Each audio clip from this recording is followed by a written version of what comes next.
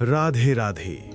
आज हम सब मानो सीधे श्रीधाम वृंदावन में परम पूज्य श्री हित प्रेमानंद गोविंद शरण जी महाराज जी के पावन सानिध्य में ही आ बैठे हैं। कल्पना कीजिए, भोर का समय है, यमुना जी की शीतल बयार आ रही है और महाराज जी अपने एकांतिक वार्तालाप में हम सब के हृदय के संशयों का, हमारे जीवन की उलझनों का कैसा अद्भुत समाधान दे रहे हैं।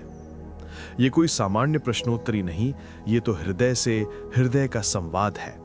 भक्त अपने मन की गहरी से गहरी गुत्थी को महाराज जी के सम्मुख खोल कर रख देते हैं और महाराज जी करुणा के सागर उन्हें सुलझाते चलते हैं। आइए इस वार्तालाप गंगा में हम भी एक डुबकी लगाएं। वार्तालाप का आरंभ मन की चतुराई का जाल। एक भक्त ने, जो निकुंज उपासना के मार्ग पर चलने का प्रयास कर रहे हैं, पहला प्रश्न ही ऐसा पूछ लिया जो हम सब की व्यथा है। प्रश्न का संदर्भ, भक्त ने निवेदन किया, महाराज जी, आप कहते हैं कि इस मार्ग पर निकुंज उपासना पर बच्चा बनकर चलना होता है। ये उपासना तो सिंघनी के दूध के समान है, जिसे केवल सोने का पात्र ही सह सकता है। पर हम बहुत प्रयत्न करते हैं, फिर भी ये मन की चतुराई, ये ओवर स्मार्टनेस जाती ही नहीं। ये हमारे विशुद्ध प्रेम में बाधा डालती है। कृपा कर मार्गदर्शन करें कि ये मन की चतुराई कैसे मिटे। देखिए, प्रश्न कितना गहरा है। संदर्भ है भक्ति के सर्वोच्च मार्ग का और बाधा है हमारा अपना ही अहंकार, हमारी अपनी मैं, हमारी अपनी होशियारी। महाराज जी का अमृत उत्तर। महाराज जी ने मुस्कुराते हुए समझाया, बेटा, ये जो चतुराई है, ये विवेक वाली चतुराई नहीं है, ये अविवेकमय चतुराई है। ये वो चतुराई है जो हमें माया में ही और सफाई से बांधती है।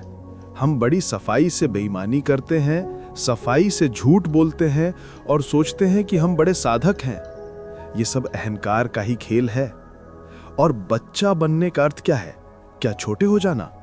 नहीं, बच्चा बनने का अर्थ है अहंकार शून्य हो जाना। ये मान लेना कि प्रभु, मुझ में कोई सामर्थ्य नहीं है। जब ये निश्चय पक्का हो जाता है कि हम अपनी शक्ति से निकुंज में, जहां ब्रह्मा और शिव जैसे देवों का भी प्रवेश कठिन है, वहां हम अपनी चतुराई से कैसे पहुंच सकते हैं, तब ये अहंकार गलता है। उपाय क्या है? प्रभु से ही प्रार्थना करो, हे नाथ, मुझे सहज स्वभाव दो, मेरा ये अहंकार ले लो और निरंतर नाम जप करो। भगवान स्वयं ऐसी परिस्थिति बनाएंगे जैसे कोई रोग या कष्ट देकर, जब तुम्हारी सारी सामर्थ्य, सारी होशियारी धरी रह जाएगी। उस असहाय अवस्था में जब भीतर से एक ही पुकार उठेगी, प्रभु, अब केवल तुम्हारा ही भरोसा है, बस उसी क्षण तुम बच्चे बन गए और तुम्हारा काम बन गया। वार्तालाप आगे बढ़ा। सच्चे प्रेम की पहचान क्या होती है और उनकी आराधना का सही तरीका क्या है? महाराज जी ने उत्तर दिया, सच्चे प्रेम की भावना वो ऐसी है कि भगवान के बिना जिया ना जाए। जैसे जल के बिना मछली तड़पती है, वैसे ही प्रेमी का हृदय अपने प्रियतम के बिना तड़पता है। उसे ना खाना अच्छा लगता है, न सुंदर वस्त्र सुहाते हैं, उसे संसार के विषय विष जैसे लगने लगते हैं। उसे शांति मिलती है तो केवल 3 चीजों में, भगवान की कथा सुनने में, भगवान का नाम जपने में और भगवान का कीर्तन करने में। और तुमने साधन पूछा तो सुनो, प्रेम प्रकट होने से पहले कुछ लक्षण दिखाई देते हैं। शांति यानी सहनशीलता। कोई तुम्हें गाली दे, तुम्हारा अपमान करे और तुम क्रोध करने के बजाय उसका मंगल मनाओ। अव्यर्थ कालत्वम, जीवन का एक क्षण भी व्यर्थ न जाए, हर पल भजन, स्मरण या सेवा में बीते। विरक्ति, इस लोक और परलोक के सारे भोगों से मन उजाट हो जाए। मान शून्यता, कोई प्रशंसा करे, सम्मान दे तो वो भी कांटे जैसा चुभे। आशा बंधा, ये पक्का विश्वास कि इसी जन्म में, अभी मेरे प्रभु मुझे अवश्य मिलेंगे। नाम गाने सदा रुचि, नाम जपने में एक अद्भुत उत्साह और ऐसी रुचि हो जाए कि नाम छूटे ही ना। कथा में आसक्ति, जहां भी भगवान की कथा हो, मन बावरा होकर वहीं भागे। धाम से प्रीति, भगवान की लीला भूमियों से, जैसे श्री वृंदावन धाम से ऐसा प्रेम हो जाए जैसे परदेश गए व्यक्ति को अपने घर से होता है। अगर ये लक्षण आ रहे हैं तो समझ लो कि प्रेम का अंकुर फूटने ही वाला है। चर्चा का गहन बिंदु, मन के 3 गुण सत रज तम और साधना। बात और गहरी हुई। एक साधक ने अपनी व्यवहारिक कठिनाई रखी। महाराज जी, आपने पहले बताया था कि मन की अवस्था के अनुसार साधना करनी चाहिए, जैसे सतोगुण में जब ध्यान, रजोगुण में सेवा। कृपा करके इसे थोड़ा विस्तार से समझाएं। महाराज जी का उत्तर। महाराज जी ने साधकों को सावधान करते हुए कहा, देखो, प्रयास तो ये करना है कि सात्विक आहार विहार और संग से हमारे जीवन में रजोगुण और तमोगुण आए ही नहीं, लेकिन यदि आ ही जाएं तो पहचानो। अगर रजोगुण बढ़े, मन भोगों की ओर भागे, तो उस समय 2 काम करो। या तो ऊंचे स्वर में कीर्तन करो, सत्संग सुनो, या फिर सेवा में लग जाओ। ठाकुर जी की सेवा करो, संतों की सेवा करो, या सबसे अच्छा धाम की सेवा करो। वृंदावन की किसी गली में जाओ और झाड़ू यानी कि सोहनी उठा लो। इससे अहंकार गलता है और धाम की रज मस्तक पर चढ़ती है। और यदि तमोगुण घेरे, भजन में मन ही न लगे, तब तो सत्संग अनिवार्य है। तुरंत किसी साधक या संत के पास पहुंच जाओ। पर आज के युग में महाराज जी ने विशेष चेताया कि इन दोनों गुणों को बढ़ाने के लिए एक ही चीज काफी है, तुम्हारा मोबाइल। ये तुम्हें नष्ट कर सकता है। साधक को, संत को इससे बहुत बचना चाहिए। ये एकांत में तुम्हें भ्रष्ट कर देगा।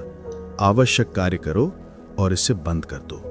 इसमें 3 गुण हैं। संतों की वाणी सुनो तो सात्विक, सांसारिक बातें देखो सुनो तो राजसिक, और गंदी चीजें देखो तो तामसिक। तुम्हें सत्वगुण पर ही रुकना है। वार्तालाप के अन्य मोती। भक्ति में उन्नति का पैमाना। कैसे जाने कि हम भक्ति में आगे बढ़ रहे हैं? महाराज जी ने कहा, स्वयं को जांचना। क्या तुम्हारे विकार, काम, क्रोध, लोभ कम हो रहे हैं? क्या नाम में रुचि बढ़ रही है? क्या कथा प्राण प्रिय लग रही है? यदि हां, तो उन्नति हो रही है। भक्ति का फल प्रीति है। प्रेम गली अति साकरी। एक भक्त ने पूछा कि क्या भगवान से प्रेम का अर्थ परिवार से प्रेम ना करना है? महाराज जी ने इस भ्रम को तोड़ा। नहीं, प्रेम सबसे करो, पर मोह किसी से ना करो। मोह है आसक्ति। प्रेम का अर्थ है कि सब में अपने भगवान को ही देखना। तुम माँ बाप, पत्नी, बच्चों में भी अपने इष्ट का ही दर्शन करो। यही सच्चा प्रेम है। गुरु शरणागति का अर्थ, गुरु की शरणागति कैसे हो? एक ही उत्तर, गुरु की आज्ञा का पालन। गुरु ने जो कह दिया वही ब्रह्म वाक्य है। श्री जी की कृपा। श्री जी की कृपा कैसे मिले? केवल नाम जप से। सारा खजाना, सारा प्रेम, सारा रस इसी नाम में छिपा है। छल कपट छोड़कर बस नाम जपते रहो। सत्र का सबसे महत्वपूर्ण और गंभीर उपदेश युवा साधकों के लिए। वार्तालाप के अंत में महाराज जी ने युवा साधकों को एक अत्यंत गंभीर चेतावनी दी। ये मानो पूरे सत्र का सार था। संदर्भ, साधक का जीवन तपस्या का है, पर पतन का भय भी सबसे अधिक है। महाराज जी का उपदेश, साधकों, एक बात गांठ बांध लो, तुम्हारी सबसे बड़ी शत्रु कामिनी है, यानी कि स्त्री संसर्ग और उससे जुड़ा भोग भाव। सौभरी ऋषि जैसे तपस्वी मछली के मैथुन को देखकर गिर गए।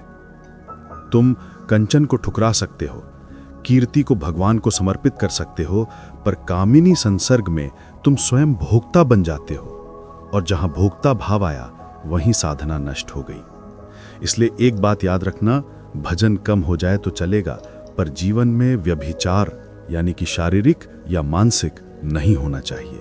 यदि शरीर संसर्ग से बच गए तो मन के संसर्ग को नाम जप और एकांतवास से मिटा लोगे, पर यदि शरीर से गिरे तो मन तुम्हें बार बार वहीं गिराएगा।